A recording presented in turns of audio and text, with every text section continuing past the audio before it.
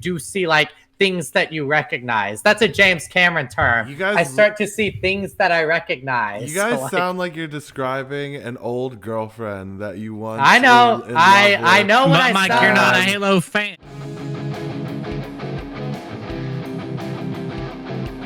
Where's the gun? Is it off to the side? Can you move the camera? Where's the Xbox man with the gun?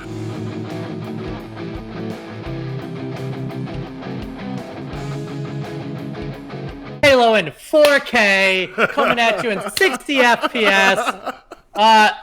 Fucking 1 million rendered particles on the screen.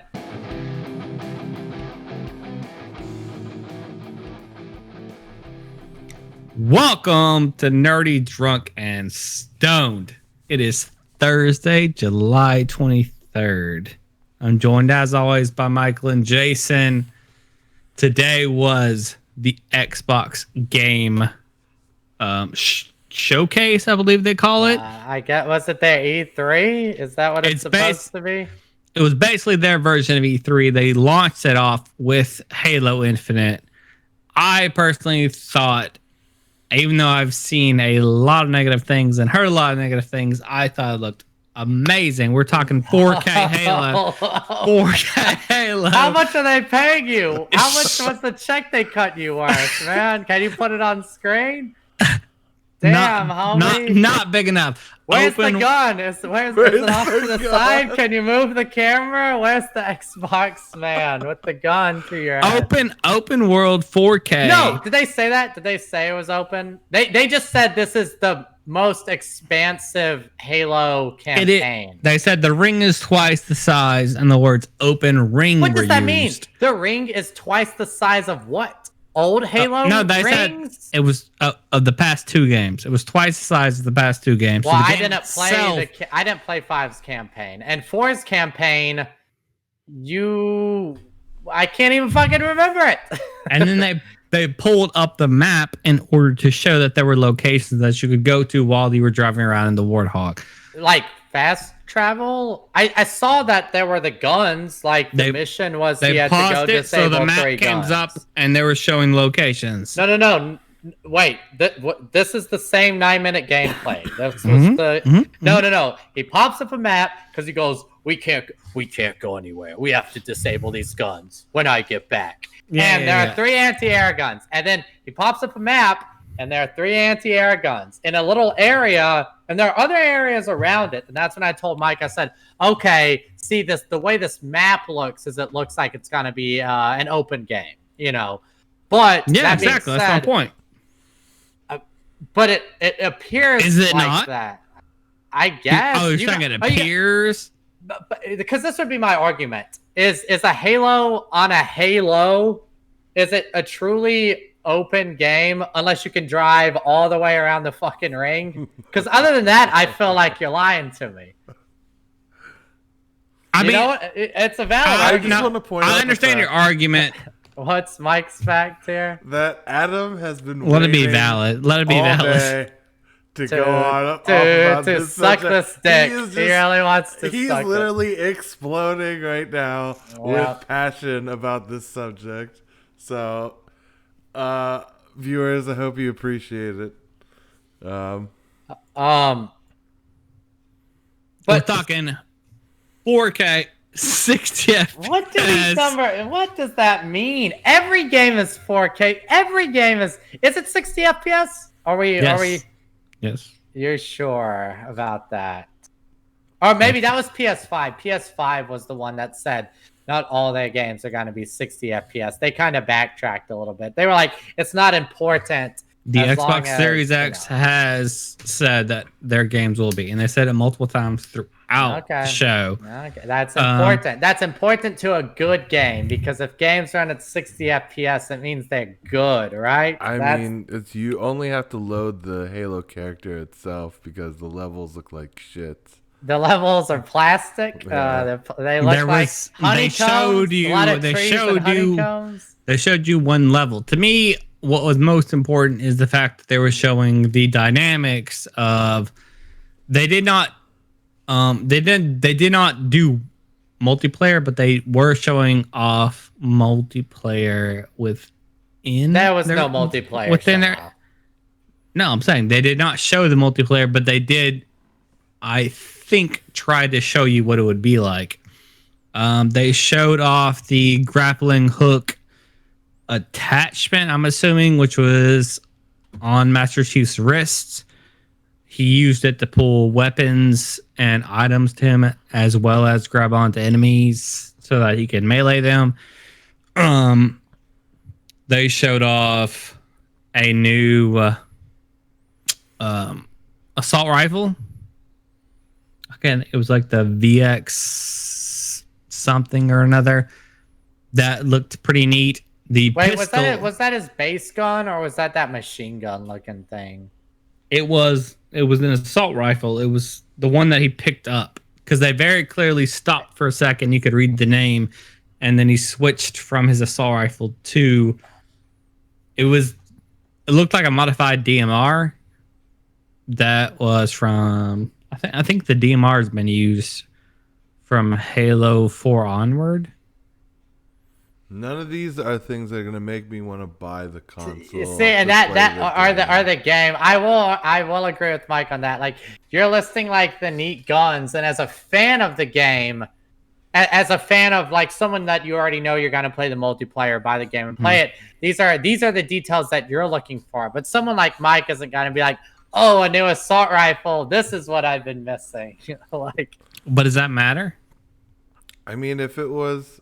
If you want new players to your fan base that kind of has a bad look, 4 or 5. Do you want to gain players and then lose your fans? I would argue that's what Reach tried to do.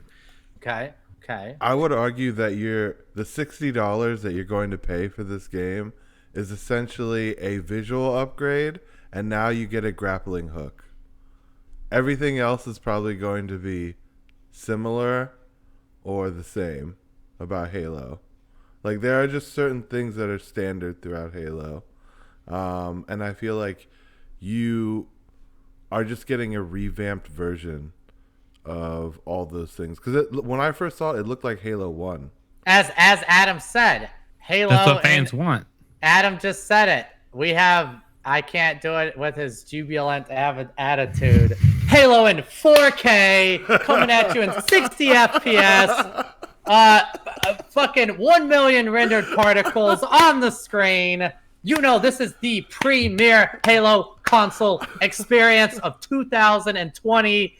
Ladies and gentlemen, pre-order your Xbox X's today. Jason, how big was your check? So this Xbox exec will take a gun away from my wife's head. Please order 2 if you can. Oh.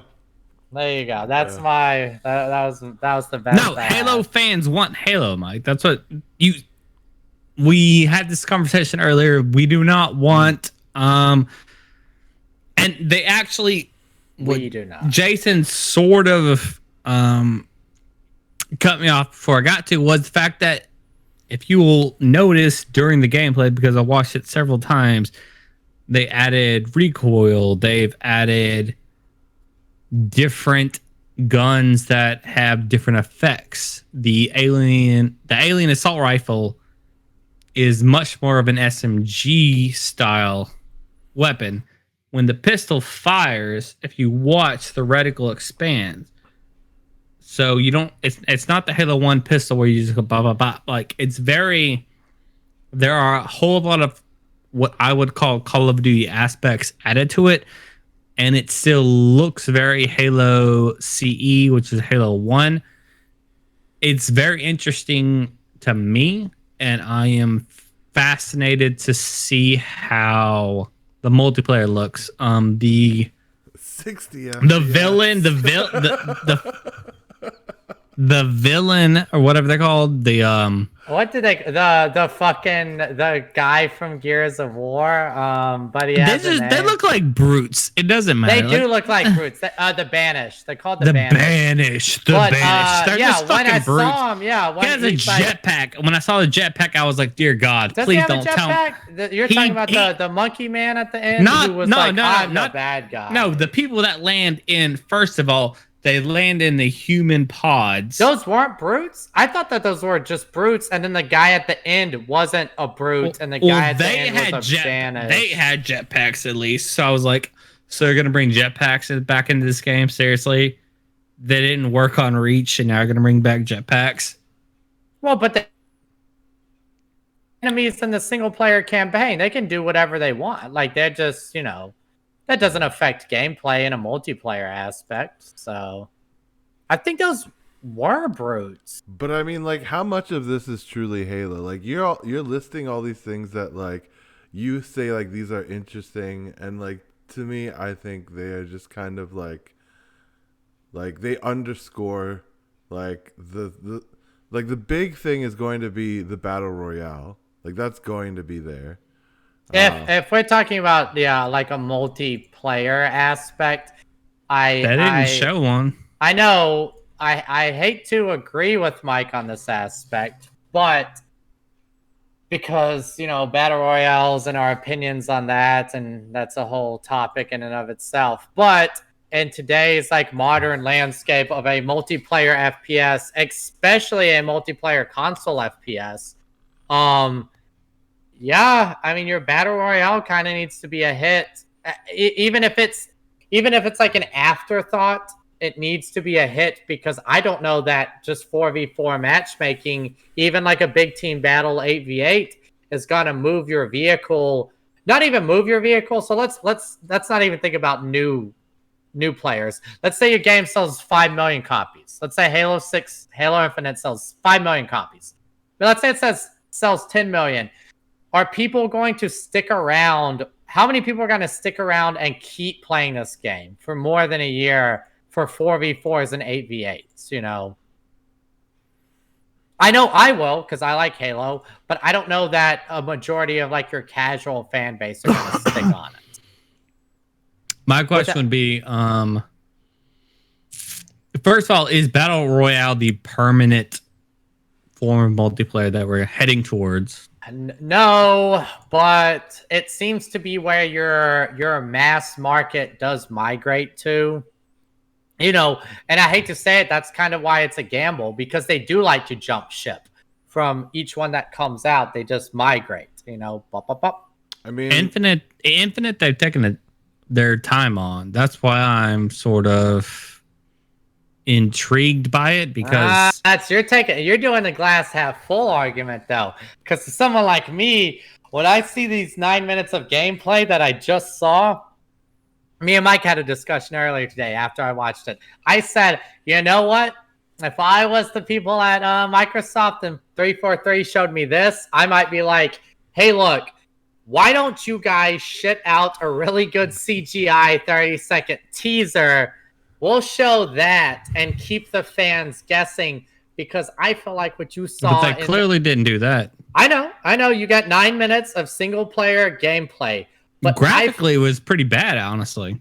I do agree with you. And again, it's not that it was a bad-looking game. There's nothing... The things that they showed were fine. The gunplay is Halo. The enemies are Halo. The graphics look good. It's a fine-looking game, but nothing stood out. Like, there was nothing that made me, like, excited in any kind of way. Like, I was just like, this honestly just looks like Mike said. I mean, I look like I'm watching... like Halo. I'm watching an upscaled 4K, 60 FPS Halo 1 experience, which is fine, but, I mean...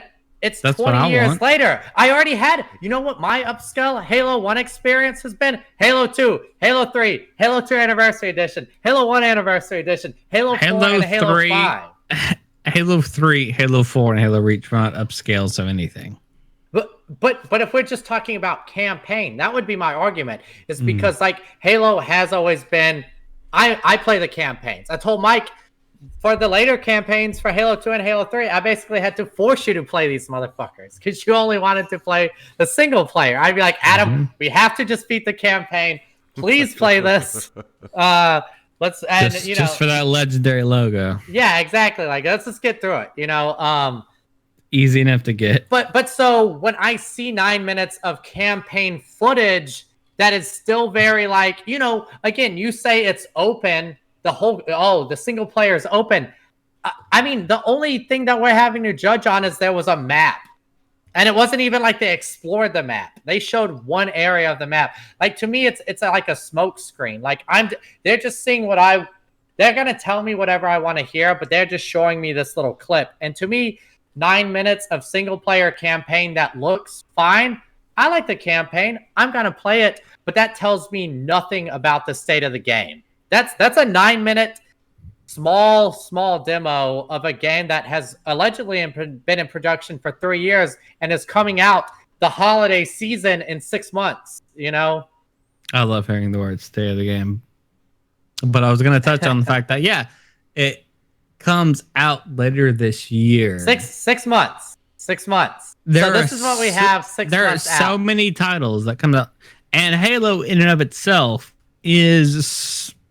I mean, it's multiplayer. It would be like Call of Duty showing you their campaign of a new game come in July and saying, please buy this game on our new console.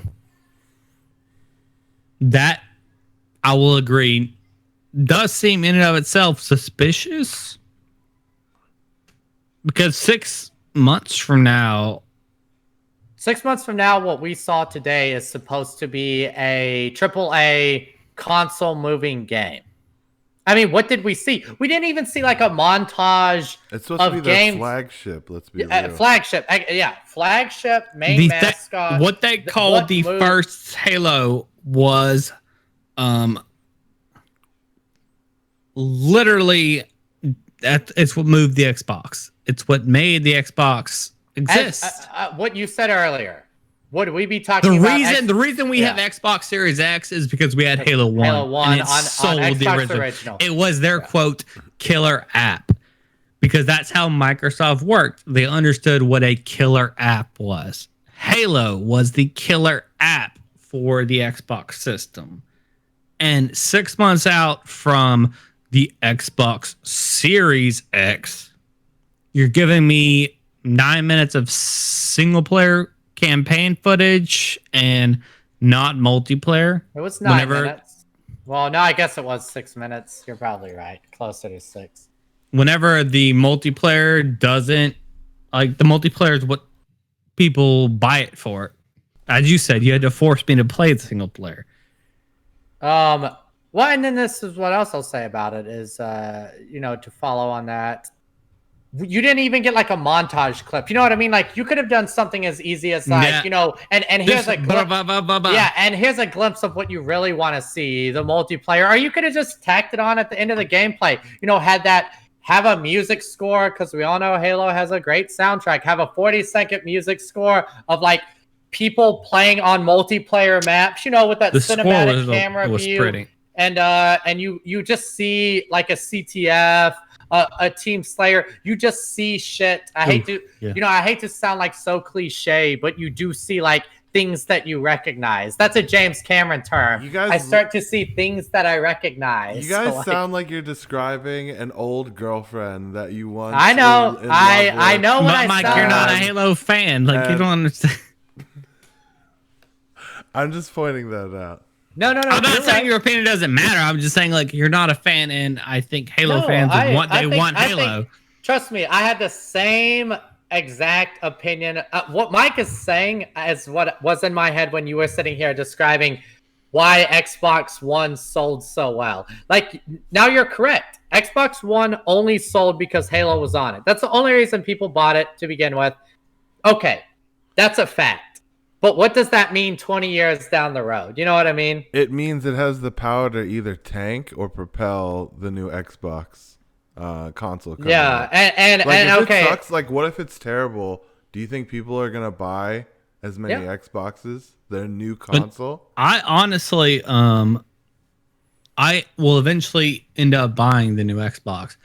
But I think, as we've all discussed previously, and especially because they're talking about how so many games are now, it's instead of forward, like backward compatibility, there's now this forward and backward compatibility. they're going to release games on the new system as well as the old, or they're releasing old games on the new system almost. Is this coming out for Xbox? The older Xbox, or is it an Xbox X exclusive? But it's also coming to PC. So... No, I'm saying both Sony and Xbox are talking about certain games. Basically, when it comes around release date, they're coming out on the current systems as well as the future systems, right? So, and we've even said there's no reason to buy a new system almost a year out because there's not a litany of games. Xbox's argument is that there is going to be 100 plus games because throughout their presentation today, it was Game Pass, Game Pass, Game Pass. And their argument that you're going to have access to 100 plus games. And if you watched, it was the second half of the presentation was console exclusive, exclusive. Because the whole first half was these are all games that you can play on the old system. These are all games that you can play on your PC using the Windows, the Xbox app, etc. So it wasn't until the end of the presentation that they got to games you actually have to have an Xbox Series X in order to play. So it even compounds the argument that you don't have to buy the new system until you really want it. And their only argument is that it looks better. So you can wait. You don't have to jump on this. Like, as far as considering Halo Infinite led the show and what they opened it with I think it was game exclusive, and then the second half was console exclusive. But they chose those words very particularly. It's possible you could play Halo Infinite on your PC later this year. It is. It's available on PC. I mean, it's got to be a PC buying the game. console. Yeah. So why would I spend money? If we talk about a killer app, look, the reason I bought maybe they don't think it's going back in time. I read a review for Halo. I watched people play Halo. I went out and bought an Xbox so I could play Halo. That's how impressive the game was. I watched 9 minutes of Halo today, and I said, I'm not going to buy a fucking console. No, I'll get it on PC. If it comes out on PC, I'll probably be a day one buyer. Absolutely. But I'm going to go buy a console, a killer app. Like, it's just, why have a killer app if it's not going to move your fucking console? Why have a flagship if it's like, you can just buy the console whenever you want? Like it just doesn't, I don't know. And all I'm saying is it's not a game. This is like if they showed, okay, here it comes. Hypothetical. The PS5 flagship console, the newest Call of Duty. This is Call of Duty Modern Warfare 7. And we show you 9 minutes of campaign footage. It's supposed to be out in 4 months. I know that you guys only buy this for multiplayer, but trust us, it's got to be the same great Call of Duty multiplayer experience. Like, you're like, I don't know, this smells a little fishy to me. Like, this, all that great Call of Duty multiplayer. It'll be here. We can't show any of it. I know that the last 2 Call of Duties kind of got shit on for being crappy, but this one's gonna be good. We promise. And that's what I feel like here. You got Halo Infinite, where Halo 5 was panned. People say the multiplayer was okay, but the single player was panned. Mediocre at best. 4 was multiplayer was solid, but 4 was forgettable, multiplayer included. But it was better than 3, which is what made it.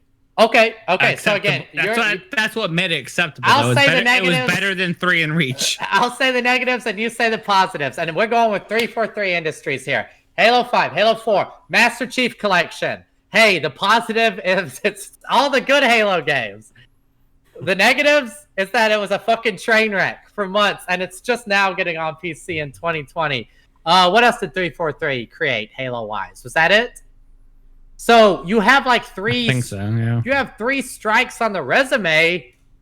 Why am I gonna think that Halo Infinite is gonna revitalize this series that, as Mike often says, is kind of stagnant? Has been stagnant in the water Infinite since was Halo supposed 3. to. Halo Infinite was supposed to be the rocket ship that was lit. Even I will say was, and I've been defending it all day, was supposed to relight that spark. If Halo Infinite were a mistress, okay, and she's teasing you, this was the worst tease that you could possibly get. Yeah, she took off the pants and there were some granny panties on, and you were like, maybe you should have kept the pants on until there was something better to show me. There you go. God.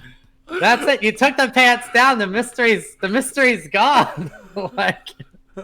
It just honestly, and it wasn't that exciting. It wasn't some exciting red lacy exciting action. I didn't see anything that made me go, wow, I'm excited for what's coming. Yeah. I said, maybe this was a bad idea. I honestly, I left the oven on at my house.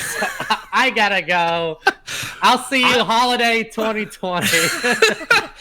See, I didn't need action shots. I didn't need no, I didn't something either. exciting. I didn't need something that was revolutionary. But I honestly thought, I truly believed when they open the scene and you show Chief. The Vistas. Whenever you show Chief in the ship with, I guess, your new co-mate, it's not Cortana anymore. It's just your random pilot who quote unquote found you in space for some reason. The graphics were such of a poor quality that I was like, I thought it was some sort of Halo 1 callback, because looking at his face, there was no definition, there was no nothing. It looks plastic. Me and Mike discussed it. It looked like plastic. It looked like Halo 1 HD. They took an old game and then upgraded the graphics. And I thought that they were doing that as some sort of play off, they were going to eventually once you enter the Warthog, the graphics were just brah, and it was just gonna this transition that's gonna slap you in the face, and that didn't occur. I mean, granted, whenever you got on the ground and you got in the Humvee, the graphics did improve, but once you start going up the elevator, I'm watching the landscape and I'm starting to wonder, is this my internet connection or? I have so many. Yeah, it's just. Is what I mean when I say. Is it not loading properly? Did that happen for y'all as well? Because that's how I felt. It had texture popping, and I know that's a nerd argument, but it did. And then, I told, I hate. But this is just show off. But there should be no popping. There's texture pops in, and then the environment just. It had all this honeycomb shit going on, and I felt like it was just filler. It's we have to create a giant environment. Quick, throw octagon honeycombs everywhere. Just throw them everywhere. Mountains of honeycombs. Especially his visor goes several times throughout.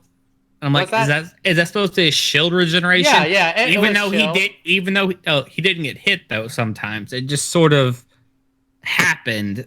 So I'm we're all trying to blank out space, so you didn't have to put texture there. I'm obviously a Halo fanboy, and these are my arguments against it, because I was what the fuck is going on? It would be if you released Alien, the movie, the film, the first one, 6 times, and then 20 years later, you're seeing Alien 6, and it's a crew of 5 that land on a planet, and they find an egg that attaches to someone's face. And it really looks nice, because we have this CGI these days. This looks like Avengers. That was a decent movie, Jason. That was a decent movie! But then you're oh, wow, look, the alien looks really good. But why would I sit down for the 6th iteration? of the better looking face hugger and the better looking alien. You got to give me something else. Like I said, I like the grunts and I like all the aliens, but I know everything about them. I know the story of Halo. I know what a fucking Halo is. Like, it's not this what did you think about the exciting guns? What did you think about the guns? the and guns. The Gatling gun. They're guns. No, you can shoot someone, walk up, and you can melee them. So it's the story. It's a double melee to the guns. It's the game in service Who to the gives guns. Did they design a machine gun and they go, now let's build a game around the machine gun? Jason, honestly, who gives a fuck about Halo's story? I'm talking about this is why your series fails. This is why no one gives a shit about Halo anymore, because the only thing you care about is a fucking machine gun and how it shoots. Do you care about Call of Duty storyline? Has that series failed? No. But they have a really good multiplayer that continues to innovate and continues to be exciting. That's the point. Single player. They showed single. But their single player is known. So much fun. It literally feels like you are in the Call of Duty World War II. I think that was like 2 years ago it came out. But playing that was like playing through Saving Private Ryan. They have really good single-player campaigns, and I haven't played any of them personally. But I know characters, just like how people know Master Chief that don't know Halo. I know the Call of Duty guy with the beard and the fucking hat. Like, I recognize that guy. You know, there are famous missions, like the airport mission and the nuke going off. Like, there are famous was just because they shot up an airport. And there are betrayals. I know that someone gets betrayed by someone that you think is a good guy. Like, the story is interesting and has twists. And hey, something I give them is in a lot of their games, what did they have? They had zombies. They had co-op missions that you could do with a friend, like, that were really hard and really challenging and really rewarding. Like, that's just, you're hopping into a game that has like a lot of modes that feel fresh, even though they aren't. Like a 4-player co-op zombie mode, it still has your traditional team deathmatch. It still has the gunplay you like. It has a single-player campaign. It has a battle royale. And guess what? It all has Call of Duty play style to it. That was kind of like the successor to Halo on consoles. It was Halo and Halo 2 were the big dicks. Then it became Modern Warfare. It was just the evolution.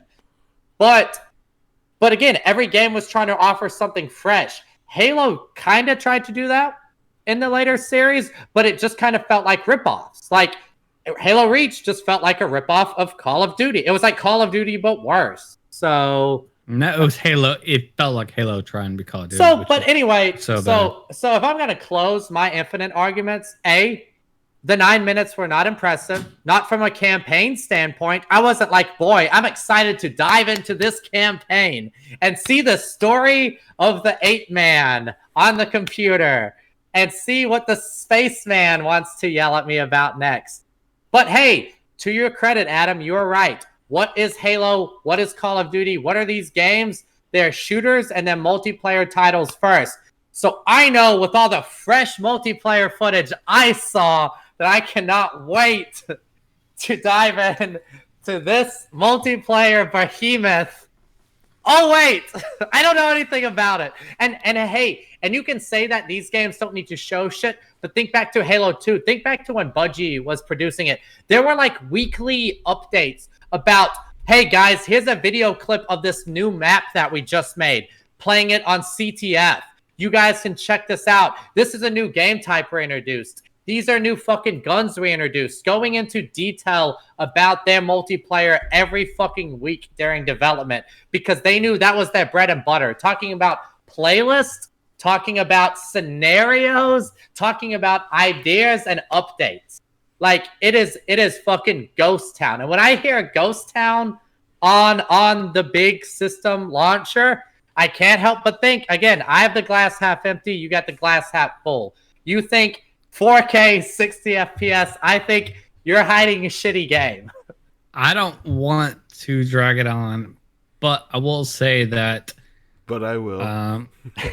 But I will. No, just a short statement. Can we get some screenshots up on the screens of these 4K textures? The Halo 1 multiplayer was an accident. It was a tack on to the original game. Well, so it's a good fucking accident. They accidentally made one of the best console shooters, if not the best console shooter. Keyword console, Mike, so you don't have a fucking stroke, of all time. I feel like in 2020, people could really debate with you on that or Modern Warfare. But at the time Halo 1 came out, absolutely. Okay. Unprecedented. Cool. The fact that they're unwilling to show the multiplayer is worrisome, but I'm also not terrified in the same aspect because they know how important it is. They know that Halo is its multiplayer, and they have a few more months until they have to release it. So they want to show the best possible version. That's what I'm hoping. But once again, I've already said I am a Halo fanboy, so I'm hoping for the best.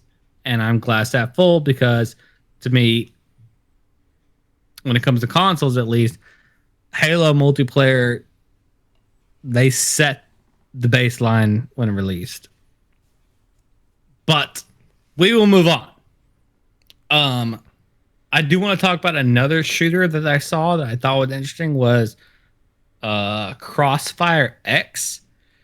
Whenever they were showing it, I thought it was... Was that the really pretty one? That was the really good looking one. It looked kind of like COD, but when I was seeing it, I thought it was Tom Clancy because it kept showing this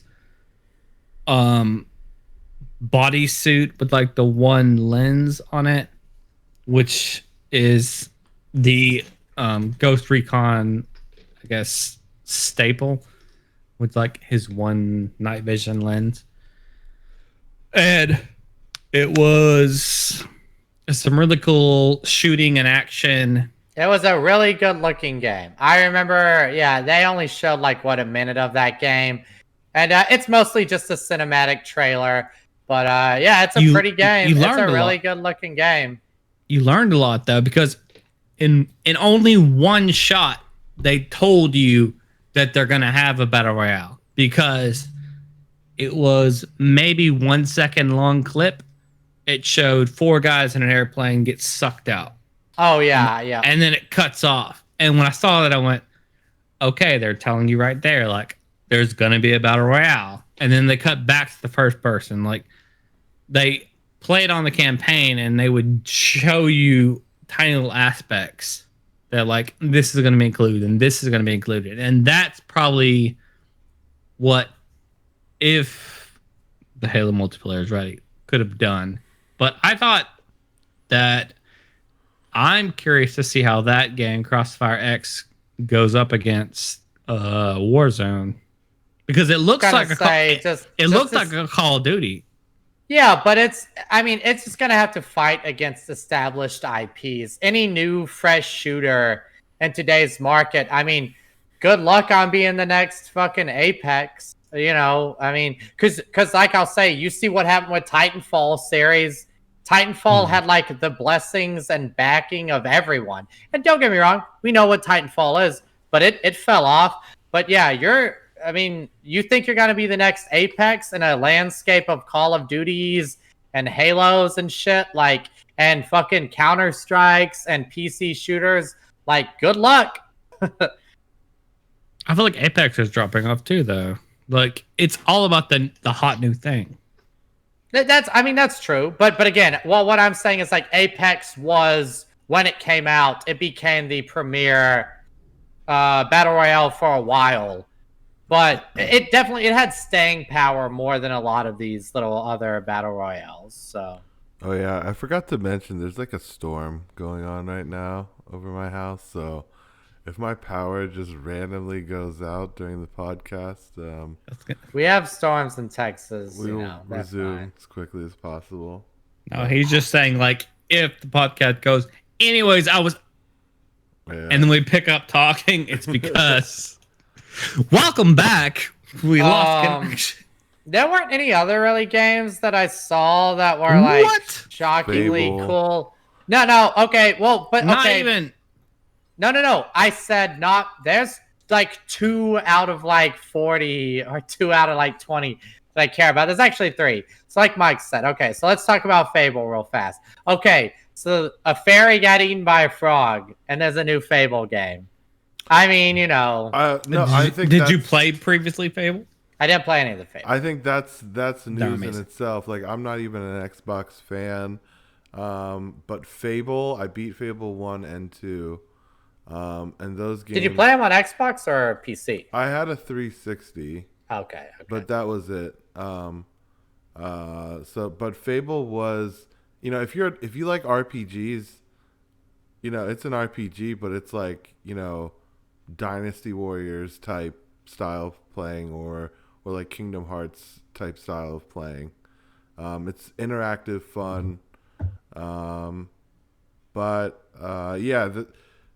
The trailer does not show much other than a sword, and a frog and a fairy being eaten. Correct, but Yes. just the fact that it's being announced, even as a PlayStation fan, that is something I'm looking forward to. Sure. It was to me. it was a literal mic drop. To me, a mic drop. To me, it's in the same guise of when who makes the Skyrim games? Who is that? Is that like EA or something? Am I dumb? It's like when they. It's not EA. It's Yeah, whatever. you're pissing me off that I can't think of it. I'll be mad about it later.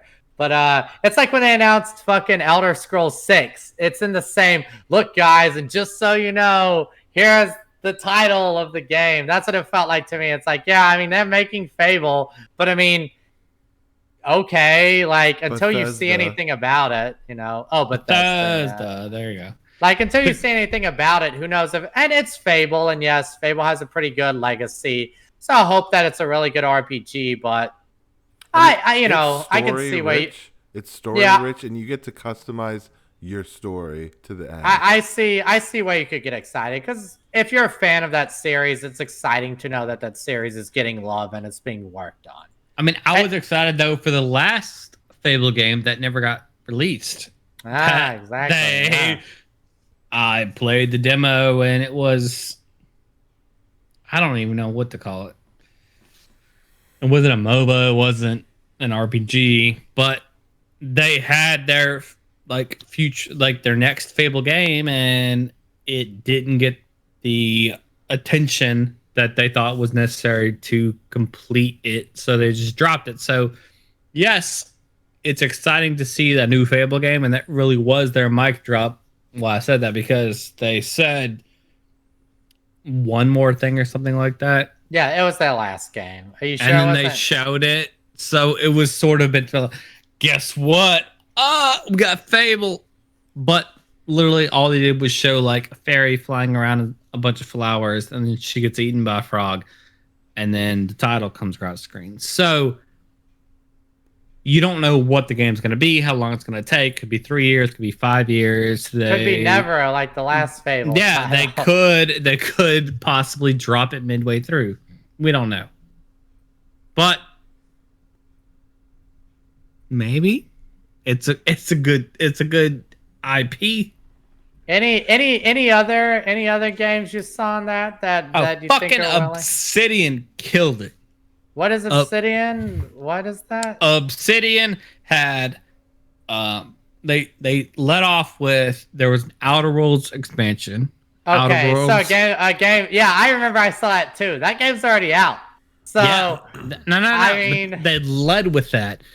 Then I thought they knocked it out of the park with Grounded, which I guarantee you all three of us are gonna fucking play. Grounded. I'm trying to even find it on the list of fucking games here. It Grounded.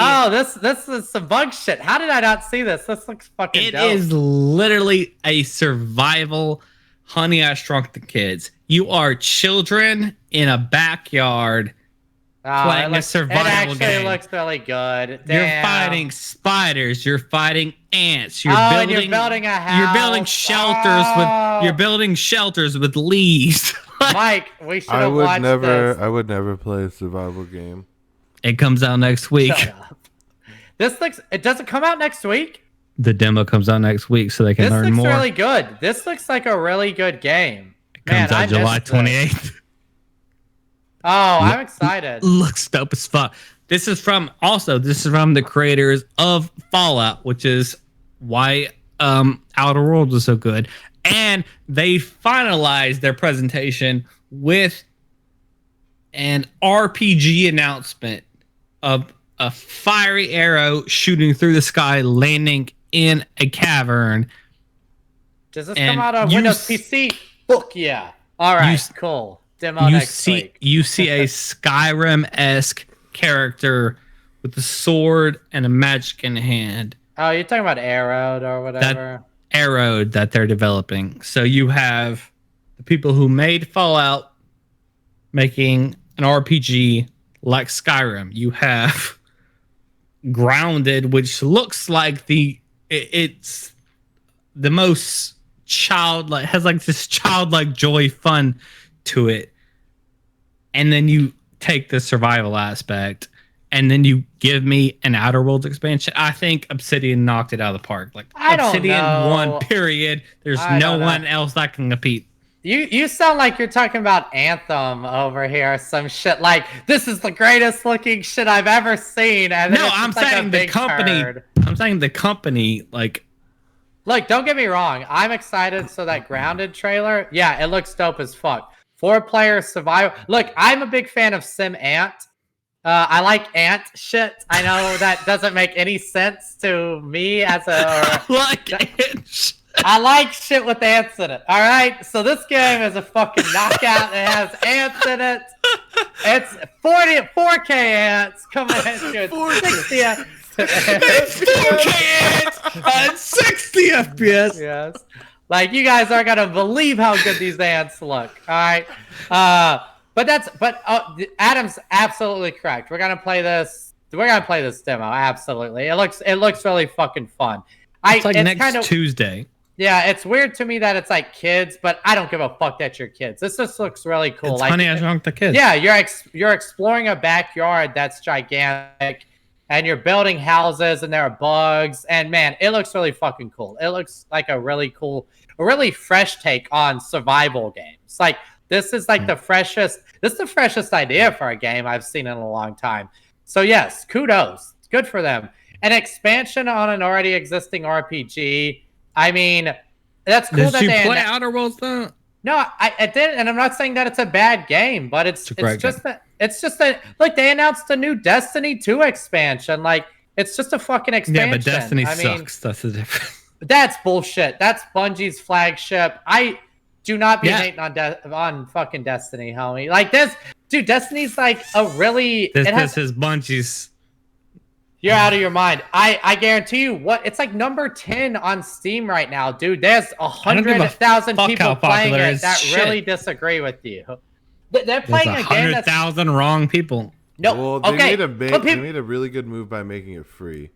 Exactly. But I'm saying, look, no wonder it's popular. I hate to bring up fucking the cursed name Halo, but look, Mike will sit here and tell you that there's 100,000 people playing the Master Chief Collection, or there's 100,000 people playing Halo Infinite after it comes out 5 years later, and those people could very well be wrong to Mike. And that's what I'm saying. Like Destiny 2, they're actually going to pay for that game, though. But Destiny 2 has to be a good game to have that many people playing it after it's been out, and they're releasing like constant updates. Like that's. To me, I don't play it, but I respect. You don't even respect the company that made the Halos that you like. No, because all the employees moved over to 343. That's because they got fucked over by Microsoft. That's Microsoft killed Halo, and you hate Bungie. I don't understand. I don't hate Bungie. I just don't hate Bungie. I just think they make talk bad about Bungie. Bad games like Halo 1, 2, and 3? Like, what are you talking about? I think they make bad games now. Like, I played Destiny 1 for probably, I don't know. You're sitting here getting hyped about a 100 hours with an arrow and a sword in it, talking like it's Elder Scrolls 6. Like, that doesn't tell you a fucking No, because thing. I respect the company that is creating the game, and it gives me an idea of the world that I'm going to be living in. Okay, all right. I do not respect Bungie anymore. That is insane to me. You're like, you got burnt by an ex-lover and now you just scorn him. You just scorn him. You guys walked away from Halo. Oh, you just make trash now. It's all trash. They didn't walk away from Halo. They fucking cheated on her.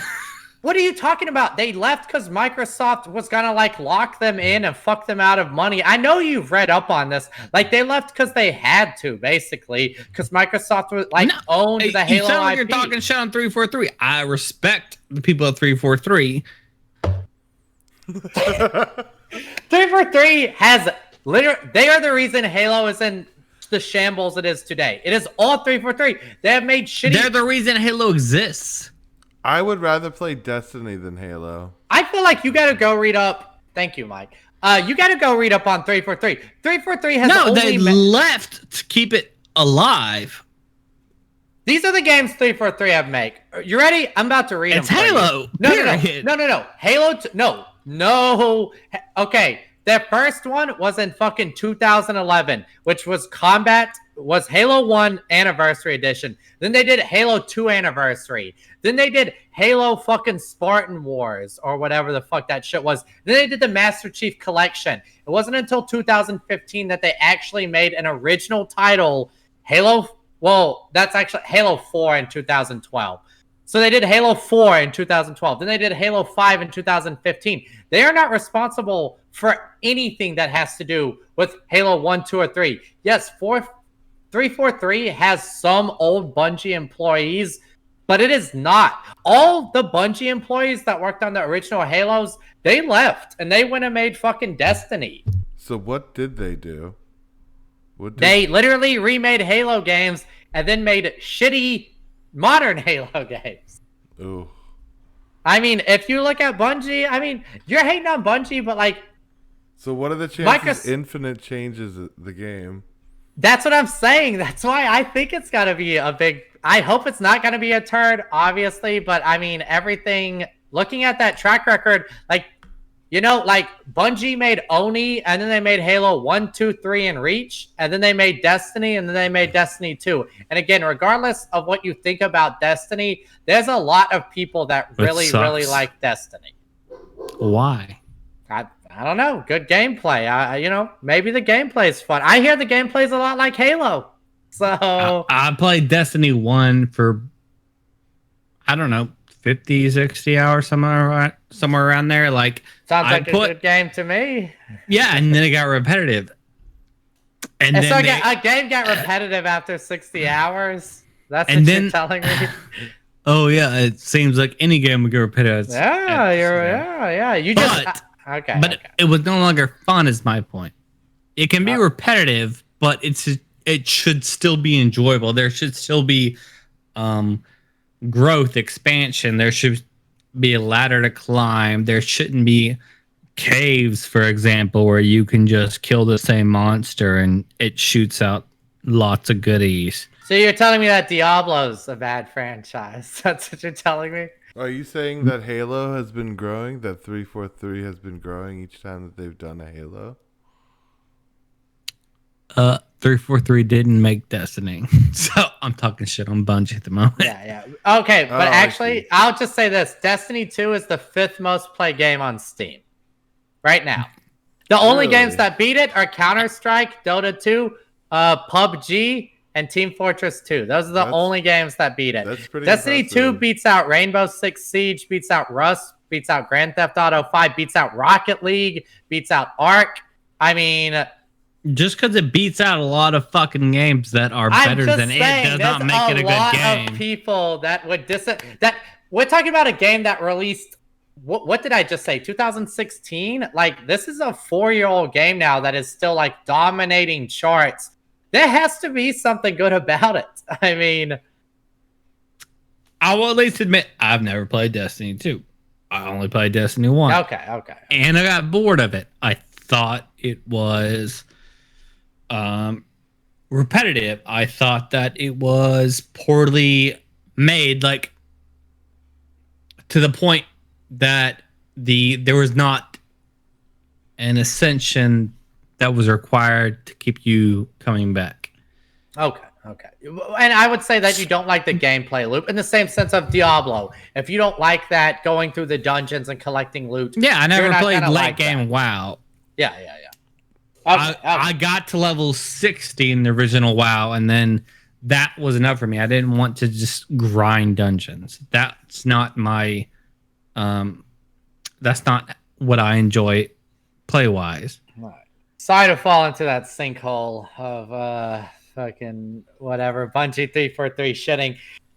Okay, so you think what's the is it Obsidian? Obsidian knocked it out of the park with an expansion. I was so excited. An expansion, a CG trailer featuring an arrow. An expansion of a great game. Where you play as an arrow looked really good. I can't wait for that arrow. An expansion of a game I already love. Okay. And then Grounded is really dope. Grounded is probably my second favorite game I saw today. Grounded, which looked amazing, and then an arrow, which leads to what's that arrow's name? What do you think his skills are? It's called Arrowed. Shit. Yeah. But a game, but the people that made Fallout, they're giving us a fantasy RPG. Fallout's amazing. They've made tons of great games, Obsidian and other companies, but Obsidian not exclusively included. But now they get to make a fantasy game as well. I was just like, check. Could be good, could be bad. We just don't know anything about it. That's all I'll say. Well. Yes, true. No, Bethesda is probably the. They make such rich games. Yes, they do. And that's but again, shitty fucking leaves. Yeah, but their games are very open to mods, and that's you can look at Oblivion and Skyrim, and very possibly Elder Scrolls 6, which is like I hate to give a game company credit for not making good games, because they do make good games, but man, like they have a really dedicated. It's open. Yeah. And they make games that can be expanded on. People still play Skyrim today. People still play Oblivion today. I still play Skyrim. So, people still play Morrowind. Morrowind is still getting modded today, So is it really? Yeah, they have HD mods that are still being worked on today. Fascinating. Yeah, fascinating. I haven't played Morrowind honestly once. I honestly like Morrowind better than I do Oblivion, but that's just me. Anyway, any other games in that little thing? As far as the showcase goes, I think that covers all like the major titles, everything that was good that I saw. Me personally, I like Phantasy Star Online 2. Seeing that, I guess it's I forgot about that. I was gonna ask you. On Xbox X, and it has a new expansion. It looks really pretty. It looks a lot better graphically wise than I remember, so they've clearly updated the graphics. I think that's exciting. I mean, it's kind of like what is it? It's like a niche MMO. It's kind of like Monster Hunter. Same deal. You have like 4-man squads that go around killing big monsters. You know, just like with Monster Hunter, these type of games where you have different play styles depending on your weapon. It's just like that. You can be a gun user, a sword user, a magic user. And I would say it's a little MMO, a little grindy, but I really enjoy it. So, I just think it's kind of like a futuristic Monster Hunter to me. I like the Phantasy Star games, but you need to like that type of game, or else you're not going to be excited for it. I mean, I know it's a popular title. I don't know if people popular in Japan. I enjoy it. I don't know that it'll be good, but yeah, I was excited to see it. The other game, I remember the Medium looked really cool, but then what I saw when they showed it this time, I had mixed feelings about that shit. I was like, why are we showing this weird dual reality gameplay. Two planes rendered simultaneously. If that's your gameplay gimmick, I mean, that's cool, but I didn't say anything. I thought it looked way more exciting when it was just like a horror game. Now I'm like, I don't know what this means at all. Maybe it could be good, but whatever. The only other game that I care about that I showed Mike was Rare's new title. Ooh, that was pretty. Everwild. It kind of has like, that I was interested. I'll say that. All I know is Rare doesn't really make bad games. They don't have a tendency to make. Yeah, I like their new logo also. Oh yeah, it's pretty smooth. It's real slick. But whatever. I never played Sea of Thieves, but clearly we all know they did Perfect Dark, GoldenEye, Donkey Kong Country, Battletoads. I really liked the Viva Pinatas. So this game was the most like. This was like the freshest game that I saw. It was like the most original looking thing. It kind of had like a Breath of the Wild feel to it, mixed with kind of like a Monster Hunter. I hate to keep. I mean, I love Monster Hunter, so I'll keep plugging it. No, when I saw it, I was thinking, not in Breath my of the mind, Wild. I was literally, sort of the. I'm like, this is Breath of the Wild and Monster Hunter. I'm sold. You got me. What's the it's the Legend of Zelda, but Wind Waker. It looked. The Wind Waker art style, you know what I mean? It looks more like Breath of the Wild than Wind Waker, personally. That's true. But I liked all like the weird creatures. I guess they're showing like weird ecosystems. Like I don't know if you guys are like guardians of these creatures or you're just gonna live on their planet, in their ecosystem. It kind of reminds me of like the anime Mushishi also. Just like I really like strange and alien like ecosystems in my games. And creative and new, not just like you talk about what is it like, just like an alien RPG. I enjoy shit like that. Something new and creative. I don't just like, look, there are aliens in your game. Nah, man, I want like an ecosystem. It looks different and it looks original. Yes, there you go. And it looks creative as hell, and it's Rare. So they don't really make bad games. So yeah, I'm hyped as shit. And guess what? Not only is it on Xbox Series X, it's for Windows PCs. So I know where my money's going to my Windows PC. There was a lot of games that were they were like all Windows PC games. I don't know that there were any console exclusives, were there? No. I was Except saying, for like State of Decay 3, maybe? The second half of the program was, quote, like they did console exclusive. But I think the exact wording was console launch exclusive. Yeah, that's bullshit. That's what a loaded title. So that's their wording for like, if you want to play this game immediately, then you need to buy the console, but eventually you're gonna I'll be out on PC in 6 months. Yeah, exactly. It'll be on the Xbox One as well, probably. Yeah. Because they want to make the money. Anyway, Xbox's E3 presentation. What's your guys' final score out of 74? No, I don't. Out of 10. What do you get? I'm going to name the title of this episode the Xbox. There's nothing wrong with that. Look, we all play games. This literally was like it came out E3 this morning, and it's their E3. We've been having like a 2-week E3, honestly. So there's a bunch of fucking just shit to talk about. If I'm generous, I would say an 8.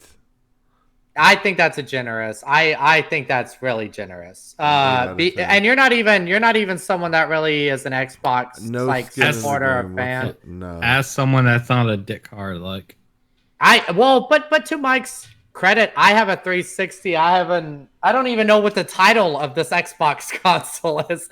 Which one is the one that we have now? Is it the one? It's probably gonna be. Is it a 1 or is it a 1S? You don't know. Okay. It's small and it's white.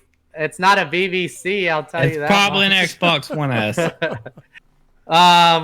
it's small, it's probably an Xbox. Xbox One S. So I've never played a game on it. I play all of the games that come out on my PC. So I don't know. I could care less if Xbox is a household name, but Mike said he gives it an 8 out of 10. Honestly, for just like if this was E3 and this was Xbox's this is their big stage presentation, I would have to give it like a 7 because yes, if Halo is your big fucking hitter, if they're your Mike Tyson, boy, Mike Tyson didn't look that great in the ring. He took a few licks to the face. No, he looks great on Instagram though. Yeah, man. Boy, remember 20 years ago when we look at those old Mike Tyson fights, how good he looks? I remember that. But, he's set for his exhibition for Roy Jones Jr. Yeah. Oh, are you serious? Yeah. Wow. Holy shit. That's good. When is that? I'm not sure. I forget the date, but it's that's exciting. Yeah. That's exciting. I'm really excited. But what I'll say I give him a 7. If I'm just judging it on Halo, I literally have to give the presentation like a 5 out of 10. But they get a 7 because they had some original IPs like Everwild and to that Grounded, and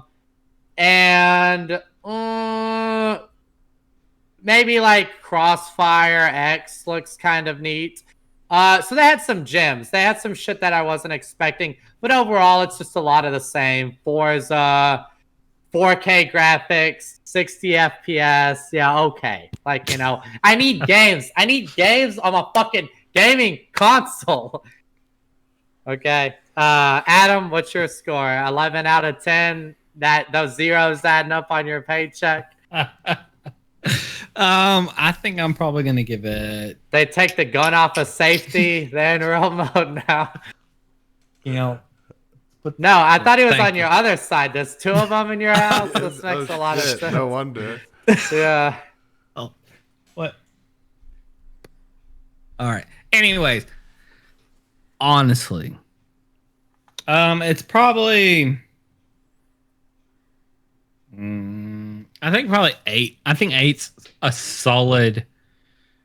I think an 8 is for the overall show. I bumped mine down to a 6. Actually, I give it a 6. Ooh. It's a 6 out of 10. Yeah, actually, it's going down. I go the lower everyone else. I mean, No. I only say that because I realize now that short of Halo, Everwild, and Grounded. I was gonna say Halo's the disappointment. Like Halo. I know, but really, so if Halo's the disappointment, there's only 2 games that they showed that I care about, which is now Grounded and Everwild, 2 new fresh IPs.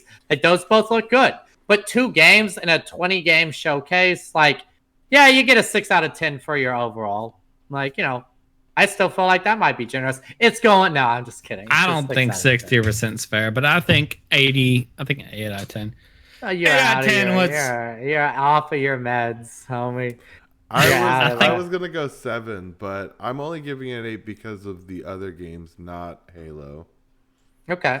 You thought the other game showings were that good? That's an arrow shooting to the sky just doesn't do it for me. I can't, dude. But I know who Obsidian is. Obsidian is like great. Fable. Yeah, see, I Fable love doesn't Fable. fall on my radar, I also love Fallout, and that's why Obsidian gets me excited when I see like a Skyrim-esque game from the creators of Fallout. Like, let's see, he has 1343 employee and 1 Obsidian employee. No, I've got. You're giving me Halo, a Fallout, Skyrim, Fable, and Grounded.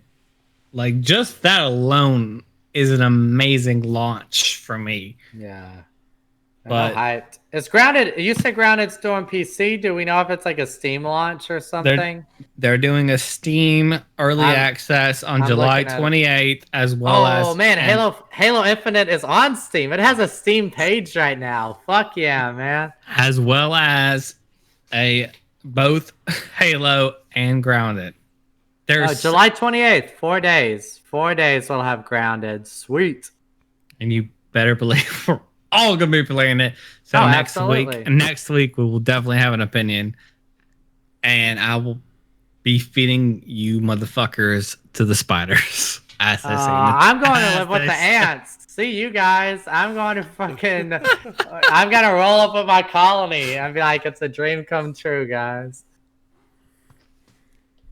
Similar to games you've played. What are the two games that pop up? Green Hell and Terraria. Cool. I'm all about this. This is fucking dope.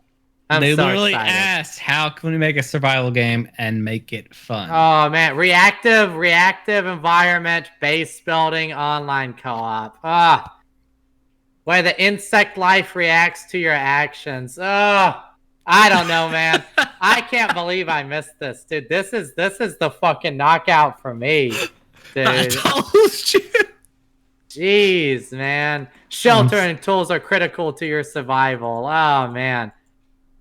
Oh, and the elements. Not only are you fighting the insects, you have to fight the elements. Oh, because you're little people in a backyard. Think of how big the raindrops are gonna be. Oh man, that's so cool. It's gonna be like artillery. Yeah, dude. Yeah, it's gotta be like you're getting artillery shot. It's like Normandy Beach out here, man. Oh man, I'm excited. I'm so hot. Can we just skip ahead? Oh, my job closed down again. This is so great. It's like the greatest day of my life happening on air. Oh no, I want up you. So I got fired from one of my jobs. You're like, I want up you. Greatest day of my life. I got fired. Super Smash Brothers, the newest Super Smash Brothers, was set to come out. Yeah, it was set to come out within like a couple days. And my boss like called me into his office and was like, "Listen, this just isn't gonna work out." Yeah, and I was like, "That's great. That's fine. I'll see you later." And I had so much time to play Super Smash Brothers. But you know, the same thing happened to me with this whole pandemic. I remember, I think Mountain Blade 2. I had forgot about it because the release date was always so like up in the air, and then it was obsessed with it. No. I mean, I've been obsessed with Mountain Blade for like 10 years, but same thing. Like, I had just bought my PC for kind of like Black Friday, so this PC is relatively new. It's not even a year old, and you know, I'd only had it for a couple months. Where it's like one of those. It takes you a while to kind of like deep dive into your Steam library when you get the new PC, but. Oh man, this is it. One of the games I bought a new PC for, Mountain Blade 2. It's slated for release. And our jobs closed down, and you're telling me that in 4 days, like we get quarantined and in 4 days this shit's coming out. I was just like, dude, it is like my birthday. This is like the greatest time ever. Like, you know, man, I was so excited. It is the equivalent to an adult snow day. Oh, absolutely. Dude, that's exactly what it was. I remember just being like, oh my God, I got my new PC, Mountain Blade 2's releasing. I don't have to work. Like, oh my God. Like, you know, like you might as well put cookies and milk in front of me to make it the greatest day of my life. Like, you know, like here, light the fireplace, make the s'mores. Like, you know, oh man. I remember that was a good time. Really good day. So I wanted to ask you guys, did any of you guys see the docu-series coming out with the Johnny Knoxville the theme park that he did the movie about. It's not Jackass, but we do all of our own stunts. Where it's like notorious that so many people have gotten injured at this place. Damn. You showed me that it was coming out, but theme park. I put it in the bulletin. Yeah, he did that movie. It was oh my God. It's funny, that movie doesn't even show up on his top 5 like movies when you look up Knoxville. It was called Action Point. Yes. Action Point. It had Johnny Knoxville. It came out in 2018. It had a lot of the cast from Jackass in it. Like it had Chris Action Park. Yep. Yeah, it had Chris Pontius in it. I want to say it had maybe a few other of the Jackass guys. Yeah, it's based on that really dangerous theme park. And like Mike said, I guess they're doing a docu-series about it, which is really cool. I would like to see like the real footage of like these real insane. I would ride them. I don't care. I would ride them. I'm an idiot. Well, the reason I brought it up is when you guys were growing up, did you guys ever go to any like amusement parks or anything like that where absolutely all the time you got on question? Now, as you've gotten older, like when you were younger, questionable rides, the idea of something happening seemed ridiculous. Like, the ride's completely safe. Nothing could ever happen. There's safety measures. protocols. Yeah. But now as you're an adult, you start to think, well, I mean, I honestly guarantee. don't think I've ever been on anything that I thought was dangerous. Not But just like Mike's, okay, so we like went Slitterball on Disney World. We went to Astroworld. But that's what Mike's saying. Like, do you have a different mindset? Like, okay, Pleasure Point has that I'm that thinking ride of all the rides, but okay, it has the pendulum ride with the seats that the seats are spinning and you're pendulum like you're going up and down. I mean, there's video footage of that. One of those breaking like 2 years ago, where one of the whole fucking seat things like just broke the fuck off.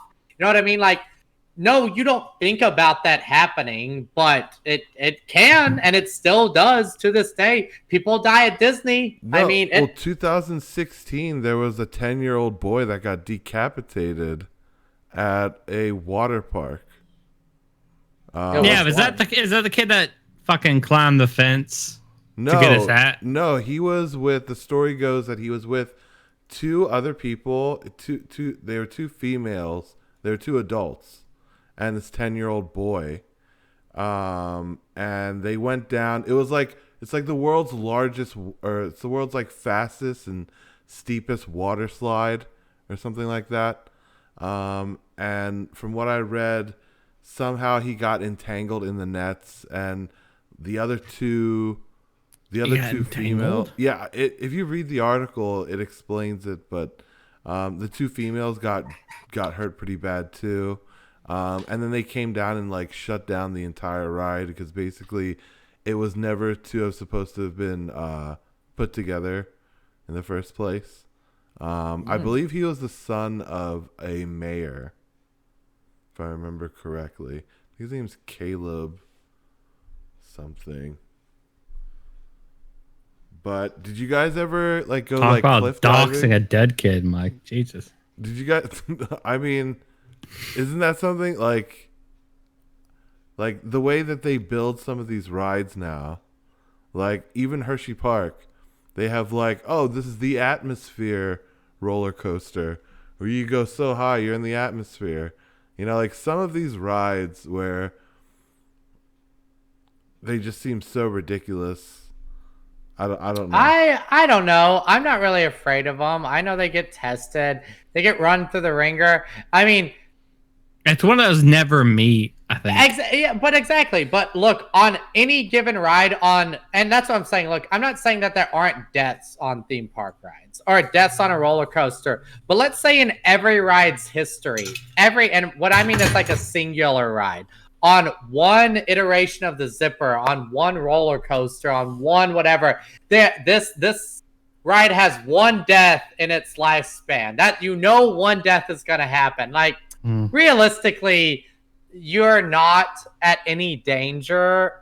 You know, I have a better chance of being struck by lightning, I feel like. So no, I get motion sickness though these days. As a kid, I used to be able to ride rides 30 times and get off like it was nothing. But we went to a theme park like a month ago or something. Dude, I rode like a roller coaster and a spinning ride. Man, I straight up had a headache. I had a headache for like 20 minutes. I had to take headache medicine. I couldn't like eat a hot dog. I was like, I gotta sit the fuck down. And I felt like such a bitch. What was the spinning around shit? Like the orbiter, I guess. Yeah, you stuck to the ball. Yeah. We did one of those, man. And I'll tell you this though. Did you used to do that fine? Oh, absolutely. 100%. No problems. Used to be no problem. Did you spin upside down? Yeah. But we did one of those, man. And the first half of it, man, it was great. I feel real giddy. I feel like a kid. It's really fun. Like the G's are really fun. And we're feeling great, having a good time. It's like halfway through the ride when you're like, oh, it's not over yet. I really wish this would be over because now it's uncomfortable. Now it's not fun anymore. All right, so you're literally spinning in a circle, and the force itself, Mike, I'm assuming that you've been on one of these, is you're thinking of the spaceship. You're thinking of the Gravitron. Gravitron, exactly. That's what I'm you're saying. thinking of I'm thinking of something different. Oh, well, the Gravitron. Do you have a problem with that? I would not ride the Gravitron. I wouldn't ride the Gravitron today. That's fucking dirty, man. I'm not riding no Gravitron. Not dirty, but would it's dirty. I'm not getting in a spaceship with the kids pissing on the walls and shit. You know? Would the G's make me sick? Would the act of the Gravitron make you sick? Would the act of so many G's sticking me to the wall and being unable to move? Yeah, I'm pretty sure it's not gonna feel great. Yeah, dude, as a 32-year-old man. You guys need to look up Verrucht.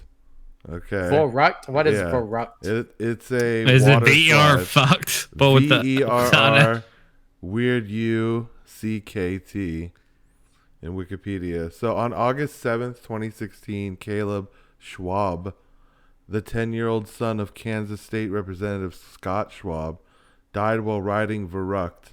The raft he was riding went airborne during the ascent of the second hill and impacted a metal support of the netting, decapitating him. And damn, if you type in Verrucht, the water slide, on the Wikipedia page, it shows you just how steep and crazy this water slide is. Like, this should have never been put together to begin with. They said the second ascent. Is that what it? Yeah, that was the term, right? Yeah, there's 2 hills. So yeah, he went down, it's and like then a free fall down. It's super steep. He went yeah, and then they hit. And then his head. I'm assuming. I mean, it just says he got caught in the net, in the metal netting. Impacted a metal support of the netting. He probably hit the beam, got decapitated, and then like a net that was supposed to stop you from falling if an accident occurred. His body was probably just hanging out in there. I mean, it's morbid, Christ. but that's a good episode of 6 Feet Under. That's all we need. We need that body coming in. Good. That's an opening. That's an intro. Well, hold on. I had something while we're just on shitty theme park accidents. Mm-hmm. So I was trying to Wikipedia like deaths at, or just on this. Yeah, I was Googling deaths at Walt Disney because I know there have been some, you know, and they try to keep them like hush hush.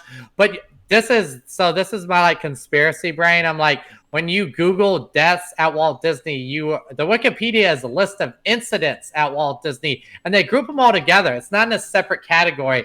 And incidents refer to major injuries, deaths, injury, crimes. So and that's the whole thing. So when you're scrolling down these lists, it lists each ride. Like, okay, this is for Disney's Animal Kingdom.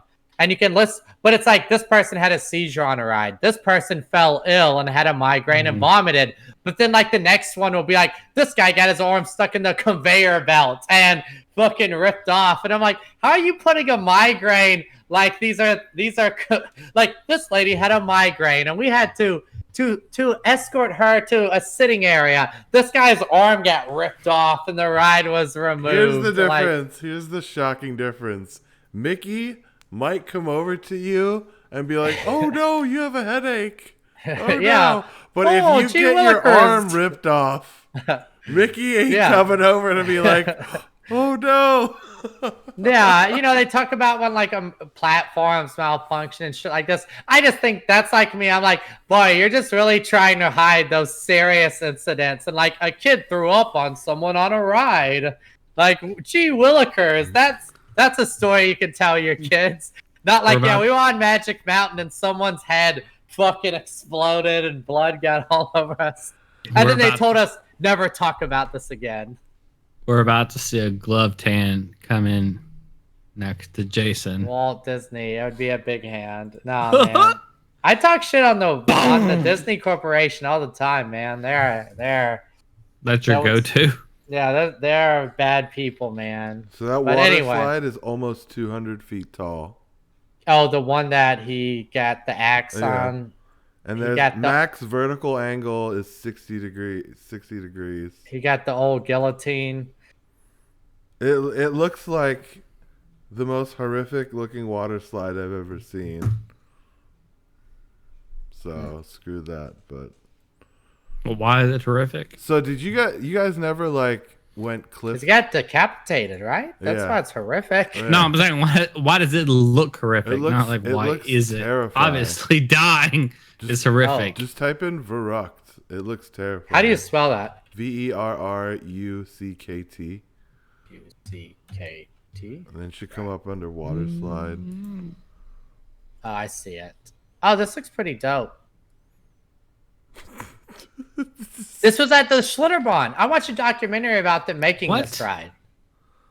Wait, It's just two curves, right? I literally watched a documentary about them building this ride, and so they would put people, in like. So obviously, real people cannot test a ride like this, like a big water slide with a second bump that's like half the size. So they would put like bodies. You put human-sized sandbags in it, and the first time they tested it, man, that fucking raft went off that second lift like just ate shit, just went right off the edge because the second loop used to be way higher. You were supposed to have like two big fucking drops, and they just realized like, that it was just impossible, and that's why that second lift is like so much smaller. But I guess it wasn't. So you're telling me it went like that initial fall down. Like, it's a big drop, and then you come up. Yeah, I'm and looking at it. It goes like this and that. So you're telling me that it originally went. Yeah, it had like a drop that was probably like that second, that second bump was probably like half the size of the first bump. That would shoot anyone airborne. Well, what it was supposed to do was kind of be if it went down like this and then the arch was this, you would go. When they designed the ride, I think what was supposed to happen was the inertia wasn't what was going to get you over it. It was kind of built like the roller coaster water ride. You are going to use inertia plus water propellant jets to get up that steeper hill, and it was going to be perfectly safe, and the weight of you would have kept you on the track. But that's what they found out. Without the water, you wouldn't even make it over. Yeah, you wouldn't be able to make it up. But the inertia plus the water jets were going to boost you over. But what they learned very quickly was that even with like 600 pounds of weight, you aren't fucking staying on that thing. Holy shit. Man, I can't believe that was the ride. We were just, oh man, that got shut down.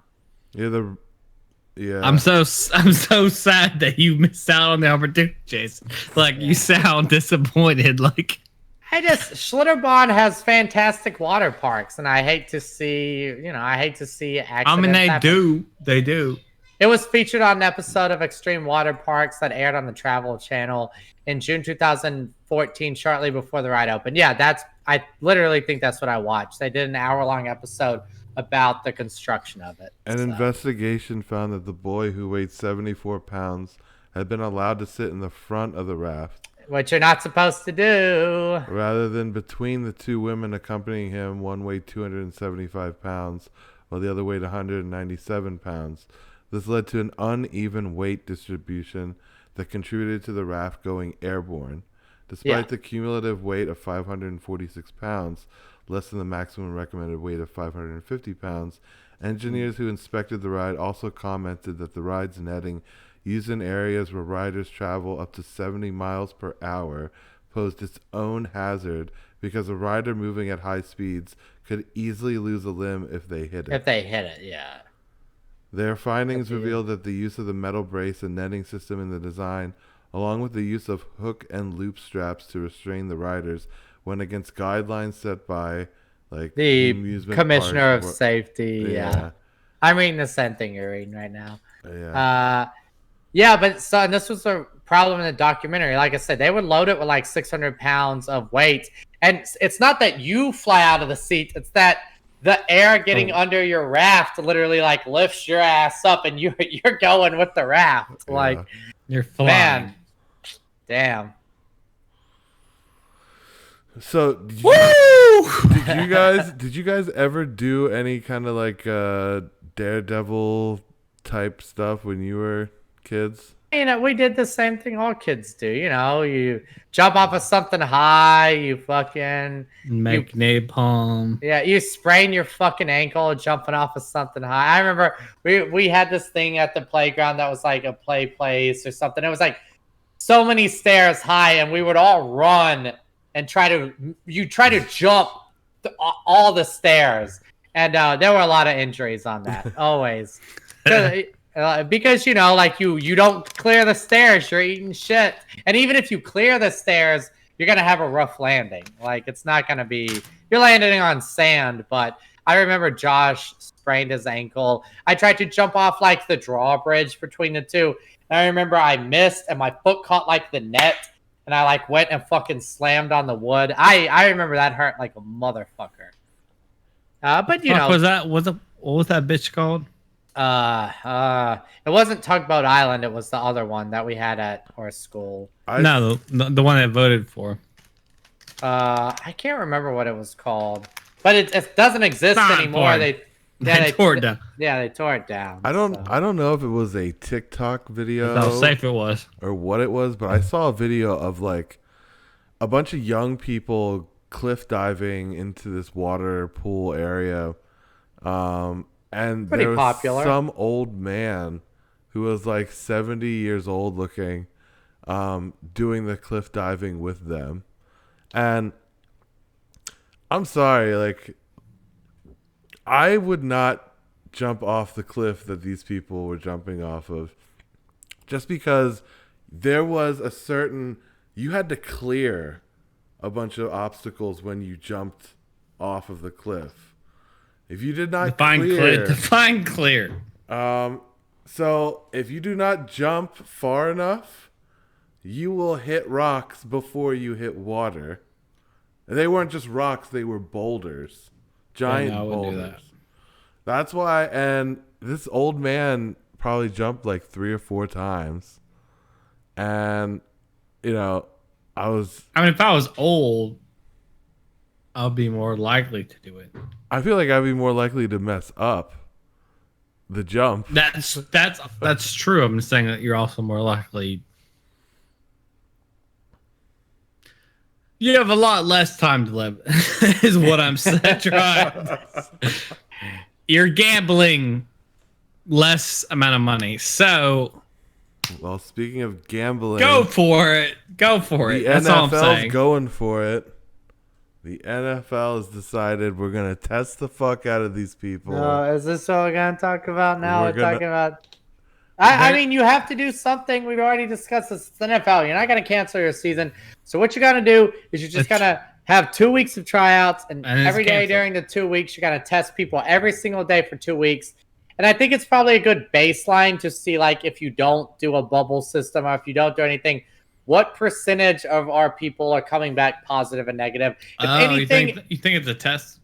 Oh, absolutely. It's got to be like a good. At least they're going to have some data on the situation. Canceling the season is still on the table. There's no way they're doing it. That's interesting. So you think Jason's saying that he thinks it is an indicator of they're trying to determine how contagious and they're trying to get a baseline. They just need some data. They don't have any data right now. So fuck it. Let's do 2 weeks of training camp where everyone's involved, and let's just see what the numbers say before we make any decisions. That's interesting. I hadn't thought about that at all, honestly. I just assumed that they were being reckless. This is the first time, if they do go through with games, that Madden's football crowd is actually going to look like the real football crowds. One person every other couple seats. For some reason they do that in all the Maddens. It's just like sparsely. We'll just put fans every here and there, But apparently they're saying that the masks, copy and paste the square. The masks are going to be optional for football players, but they're requiring anyone that's attending to wear masks. But what happens when these people have to take off their masks to drink their beer? And the way that a football field or a football stadium is designed, it's literally a giant dish, a giant bowl, So what if you're like if you take your mask off and you might be asymptomatic and you're drinking from your beer and your particles are going down the stadium? What I'm not a happens to those scientist, people? Mike, but that's not how shit works. Well, aren't they so with NBA or with NFL or something? I think it was the NFL. I saw on the NFL Network that I think they're thinking about Xing off every other seat if they do have people there. I mean, That's what I've seen, and I know that's not 6 feet, but I don't know. what? I mean, there. Let's be real though. The only reason that they'd be pushing for fans is for the money. Oh, absolutely, yeah. Because baseball. They are running. Their season started today. I mean, they're doing baseball right now. And they have no fans in the stand. So you clearly see other leagues are making it work. I don't know that NBA. I don't think that NBA plans to have any fans in their stands either. So you have, two of the big sports leagues they're just gonna do it. We're playing our season, but we're not putting fans involved. But yeah, when your season is only 16 games, like NFL doesn't have the padding in terms of revenue that I guess per games in a season. So I think that revenue is really important for stadiums and shit. Because you only have a 16 game season, where NBA and stuff, you have 100 games to pad out the payments, for these baseball games, for these NBA games. Yeah, so NBA is cutting it. I mean, they're probably cutting their season in half-ish. Are they doing any games before playoffs, more? or is it straight into playoffs? Do we know? Does anyone know? The NBA? I don't. Yeah. I honestly can't speak educatedly, but the number of games that I believe that I saw, there's no way it can be just playoffs. Are you sure? We'll have postseason. Or maybe I'm thinking about League suspended the season. The baseball as well, No, baseball started today. Baseball, they've been doing their spring, or they've been doing. Isn't it 60 or something like that? You're talking about the baseball season? Yeah. Yeah, the baseball season was cut short. I do not know the exact number. I believe that you are pretty close, somewhere around 60, 80. It's definitely not like the 100 and whatever that they usually some play. ridiculous number. That's the normal season. Yeah, it started today. They actually, right now, as we speak, I believe we're probably an hour into the first baseball game of the season, which is what's attendance? I think it's Yankees. There is none. That's what we were just discussing. There's no one in the. But funny enough, they are doing. I've seen this. Certain parks are doing. You can have your cardboard cutouts. So behind the dugout, there's a bunch of cutouts of people, life-size cutouts. And I believe the Astros, Houston Astros, are offering the same thing. For $150, which I know sounds outrageous, you can have, for one game, you can have your guy behind the dugout.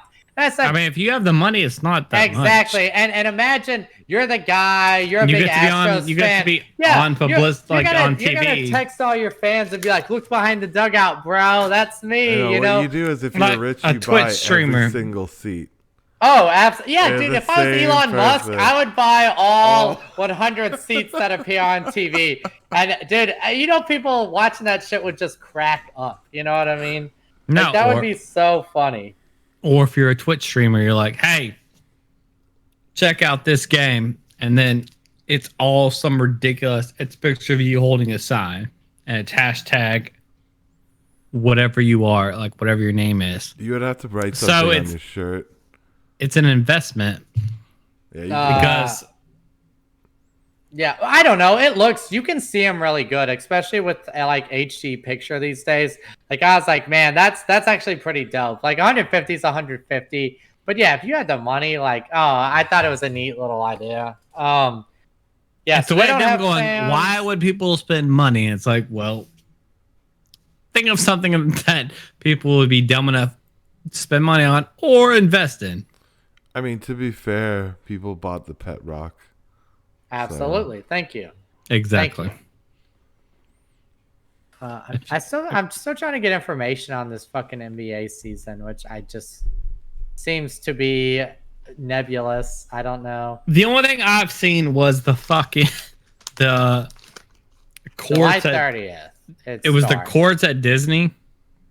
Yeah. Did y'all see those pictures? I have not seen any of the courts at Disney. Why? Do they look silly? First of all, they're side by side, but people are like, clearly these courts probably won't be played on at the same time, but they've converted what looks like some sort of convention center. And I've been to Disney more than one occasion. Yeah. There's a court, and then there's just like every name of the team. So it's like they're practice courts. Yeah. I don't know where the actual games will be played. And people are assuming based on those pictures that hopefully people will be practicing at stagnated times. So you're not going to be literally having two teams like this far apart. Like the courts. But why not? Are this close? Explain to me this though. Why wouldn't you have that? Because if you're doing the bubble and everyone's tested negative, why can't you guys all practice together? I mean, what's the big deal then? Isn't that the whole point of the bubble, is that we can play all these games with all these people and everyone's negative and we know everyone here is safe. Mm-hmm. And as long as you're following the bubble protocol, there's no reason anyone should be getting sick.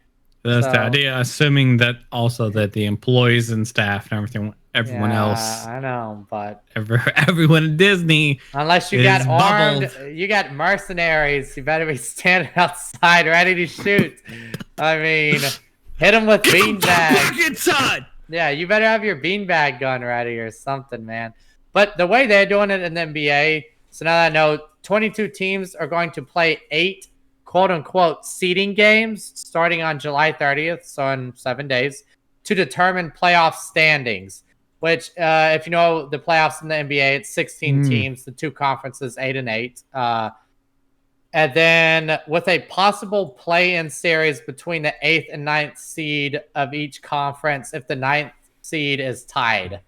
Okay, so you're right. It basically is a playoff season. They're just doing a really short seeding. There's a lot of because it was such a short season, you didn't have big disparities between say the 7th seed and the 10th seed. So that's why you didn't bring in the bottom teams, but there's only 2 games apart from 5 teams being able to make it into that last seed, those last 2 seeds. So you need 8 games to kind of fill it out. Okay, you're going to be playing 8 other good teams. So figure it out. Who wants to be in this? I think it's a really smart way to do it. But no, they're not going to have any fans either. So that's what I'm saying. You got 2 big leagues, NBA and baseball. They don't have any fans. They're going to play their seasons. I mean, NFL, they can figure it out. I guarantee you they can. But the whole fan argument... You're telling me that's a lot of players. That's a lot of staff. You're telling me baseball doesn't have a lot of staff. You're telling me NBA doesn't have a lot of staff. I mean, 5-on-5 with staff, it's a whole lot different. You got bench out there. You got doctors. You got medics. You got coach. You got TV personnel. There's a lot of interactions, but the one thing that makes a difference between football and baseball is the amount of contact football has. True, definitely. And even in the dugouts, it looks a little silly because every time they score a home run in a baseball game, they're air high-fiving each other in the dugout. They have, how they always have dumb celebrations. That's they'll see them in the dugout and they're like, hey, you can almost I mean, honestly, in football, you are literally running into one another, but basketball, you're still in each other's face. That's true. If you're playing good basketball, you were right up in someone's face. And you could argue that you're way more. There's no helmet. There's nothing to prevent quote particles from.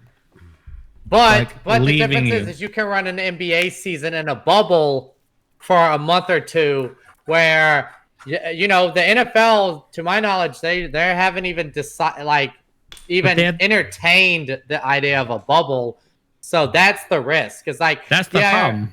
You might have more interaction in the NBA, but you know the guy that's breathing down your neck for 48 minutes is safe, and he has been tested. When NFL, you know, I don't know where this team was all last week. I don't know what the guy who just spit in my face has been doing the whole week. So, well, I know what. Oh my God, can you imagine that?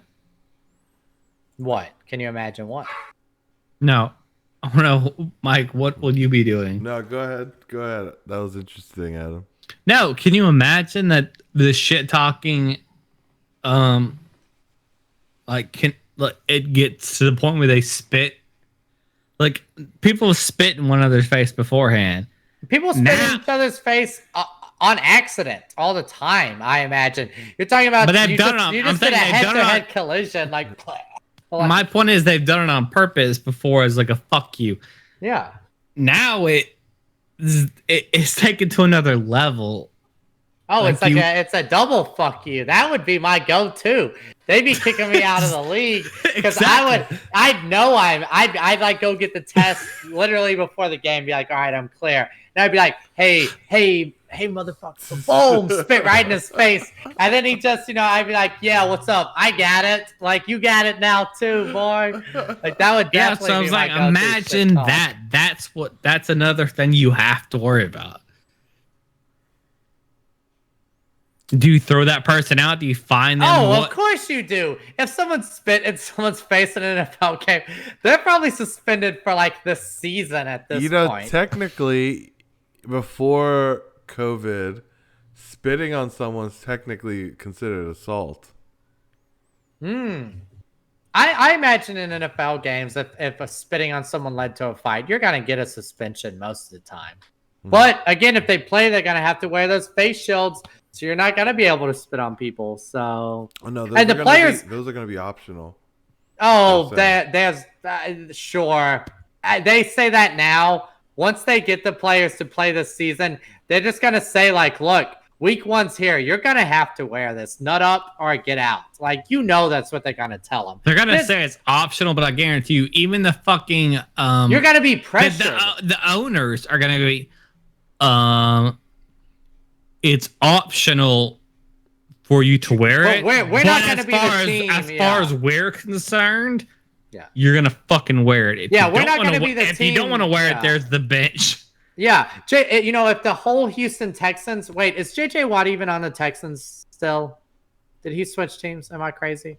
Anyway, if your whole team is wearing the mask and J.J. Watt isn't, you're the pariah now. You know what I mean? Like, people are going to be like, oh, yeah, he's still on the Houston Texans. Yeah, you're the pariah. You're going to be like, JJ Watt, wear it. Like, everyone else in this game is wearing it. Oh, I don't want to wear it. Like, dude, you're going to go from being a hero to, like, the villain immediately. They'll be the Houston Karens. Yeah, yeah, exactly. You will be vilified for this. And we can get into if that means socialism is coming to America or not later. But, you know. Well, there's certain just wear the mask, as people say. Just wear the mask. Wear the fucking mask. Certain things are coming to Philadelphia and Chicago and Portland, that's for sure. But moving on. I was gonna put that in the Patreon, but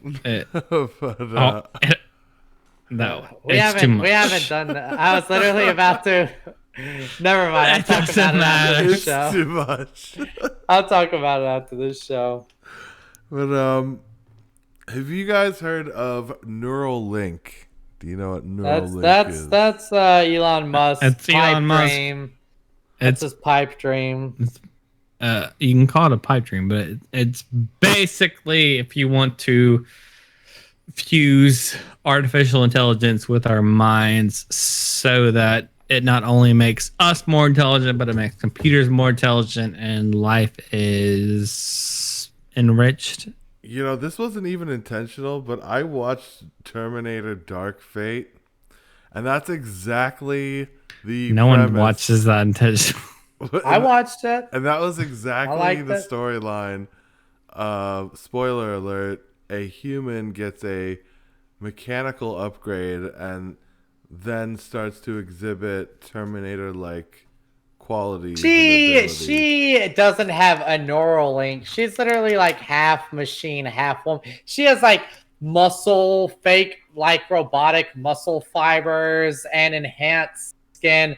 Like I wouldn't even know that I would classify her as human. You know, what's the baseline of if you're human? If you can like reproduce, like, you know, Yeah, does she grow her own hair? No, that's a very fair question. That's a good question. But at what point do you augment yourself to such an extent that you would no longer be classified as human? right. Like, Well, with this, I mean, at least with the Neuralink, he's saying that you're going to be able to listen to. Well, it's going to be a brain-computer interface where Yeah. you'll have enhanced abilities, and he says that one of them will be streaming music directly to your brain. now that's dope, obviously. But I mean, again, does the technology exist? Do we have someone that did a demo and listened to Linkin Park's oldest CD rip? What is it like though? Like, would it be 2 days ago, Jason? 2 days ago. Would it be the feeling of like when you get a song stuck in your head? You're not actually hearing it. Have you been sitting on that one? No.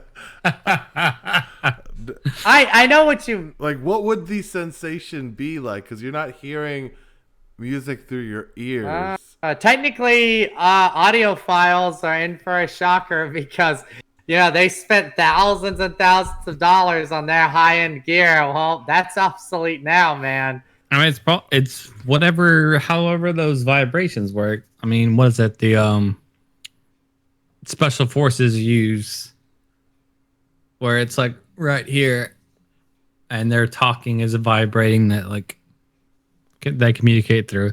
It's not going to be as high fidelity as Jason says with the audio files. Why do you think so? If it's like streaming in your brain, I mean, couldn't you adjust your brain's highs and lows? Well, let me tell you. I don't fucking know. Let me tell you this. Like, let's say you are an elderly person and you have dementia, and when someone notices you're missing, you're able to directly send into your brain, "Oh, I'm so and so. My address is this." You know, this is something that is much more. Oh, great. We can let the elderly live longer. Fantastic. Maybe everyone will live to 150 now. I mean, yay. I'm just saying, this is something, okay, then something The new more retirement practical, age is 90. Something more practical is, let's say you run into someone that doesn't speak English and you hit Google Translate, and Google's translating what they're saying directly to your brain. In real time. They do that in Halo, by the way. You don't have to be old for that, Jason, just so you know. You're right. Halo Infinite. No, that's a thing. No, they've been doing it since Halo 2. He has a built-in real-time voice translator in his helmet. Yeah, I know. I was just trying to make a joke. Yeah. So are you guys, if you had the opportunity, would you get a Neuralink? Nah. Right off at launch? No. At launch? This isn't an E3. Well, but it will clearly launch at some point, and I'm gonna wait till Neuralink Series X or whatever. Series X. I'm gonna wait 10 years down the road, see what kind of killer app the Neuralink has, other than the launch titles. And to make sure that there's not a killer app built in. Yeah, right. Yeah, a literal killer app. Wait till the Chinese start uploading their apps onto the Neuralink. It'll just start saying, "We didn't do it. We didn't do it." You see that ledge? I believe you can fly. I can fly. But what happens if you accidentally download like a virus or malware, or you get ads that are playing in your head? That's why I'm waiting. Then you try to fly, Mike. You try to fly. Because what's gonna happen is you're gonna obviously have unintended consequences that you can't.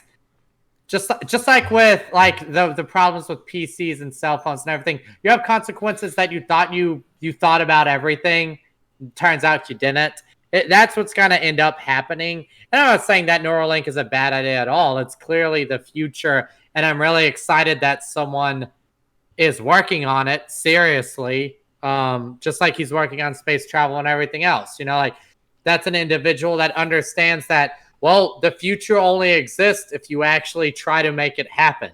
So, but yeah, I'm not going to be one of the first guinea pigs on that little hayride. So yeah, whenever you don't think about something maliciously, like you do not have malicious intentions, you're not going to necessarily plan to prevent them. But there will be people that there's gonna be that one person that thinks they see it and they go, I bet I can make 1 million people jump off a fucking building. I mean, and they upload some fucking random, I don't know, song, some musical tone.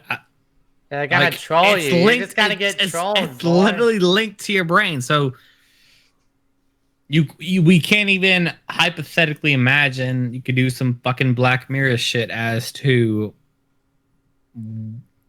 what awful things could occur. And as Jason said, I personally am looking forward to it, but I'm gonna take my time. Fair enough. You best believe it. Fair enough.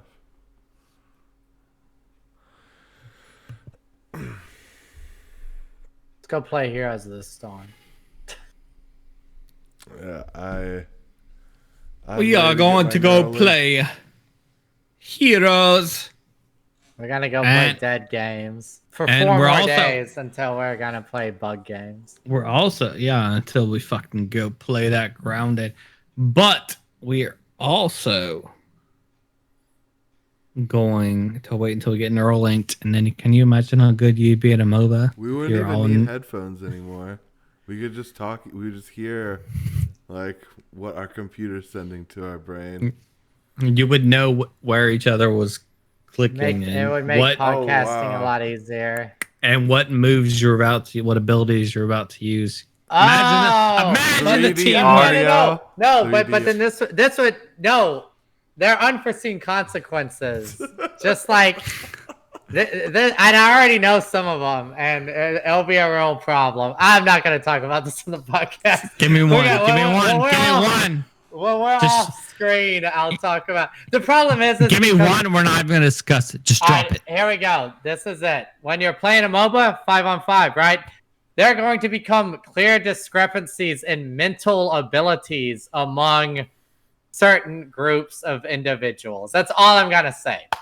If you think prejudice will exist, if you think everyone's equal, you're about to be. Or let's not even say groups of individuals. Let's just say that some people who think they're really smart, they're about to look really fucking stupid when they hop into Neuralinked MOBAs and be like, well, why is this Asian from Korea able to do all this? I'm using my mind. I see the keyboard's not holding me back anymore. Why is he so much better? Oh shit, it's because he's so much smarter than you. See, I would argue in a more practical sense. Imagine a first-person shooter, and you know exactly where the sound of the gunshots are coming from because it's going straight into your brain. But we already have that. I mean, when I play Call of Duty with my headphones on, I'll boom, I hear right here. He's in that building. He's on the second floor. Be like I know where he's at. Though.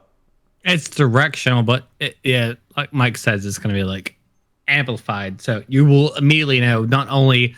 That's true. Oh, well, I think he's over here-ish, maybe a floor to above.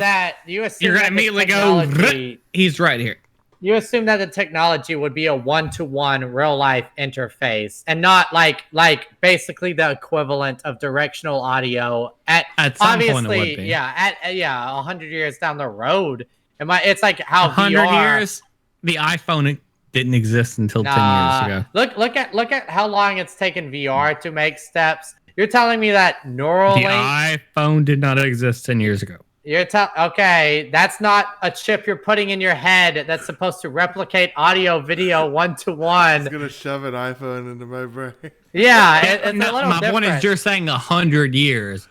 VR didn't exist 5 years ago. No, You're talking about two different spaces of two different interfaces, basically. An iPhone didn't exist 10 years ago, but a PC existed 20 years ago, and even a personal computer existed 60 years ago with tubes and switches. It's just gotten smaller. How many things have we put in someone's brain to simulate activities? Right now, we got 0. So you're talking about like this. A Neuralink would basically be the equivalent of the first homemade computer with tubes and switches. I do think in 80, 100 years, you will be able to mimic one-to-one reality. But you're telling me that in 10 years, you're going to have a PC to an iPhone? No way. I don't see it, at least, because it's a whole new frontier. What did you say about Elon Musk? I said that I'm glad that someone is experimenting with future tech, because you said that he understands that if you want the future, you have to make it. You have to make it, but that doesn't mean that it's. And he intends to. Just because I want to make a slipstream spaceship and wormholes doesn't mean that the technology exists. It still has to be created. And we wanted to go to the moon, and we didn't go there until we wanted to. It's all about intention and about desire. But it's all about what's possible. Like what's humanly okay, so I'm sure billions of dollars makes everything possible. No, there is if you listen to John Carmack on Joe Rogan a while ago, because he's one of the head VR guys. He made Doom, by the way, but he's a head VR guy these days. He will tell you that the problem that VR headset companies are facing is that unless there are advancements in like quantum computing, like big advancements, that the problem becomes that computers aren't big enough. The technology can only It would be too much money to have a good VR headset. It just stops it. The cost reward rate, not cost, because the technological advance to size ratio is hitting a plateau where we can, even a machine can only make something so small where, we're making microchips that you can't even so see. Large. Yeah, so a plateau is occurring where we're making like chips that are like atom sized. The problem is you can't make anything smaller than an atom, or at least humans can't yet. So you hit like a technological plateau at some point. We aren't there yet, but the people that design this shit are aware that plateau is like coming, where now microchips are as small as we can technically make them.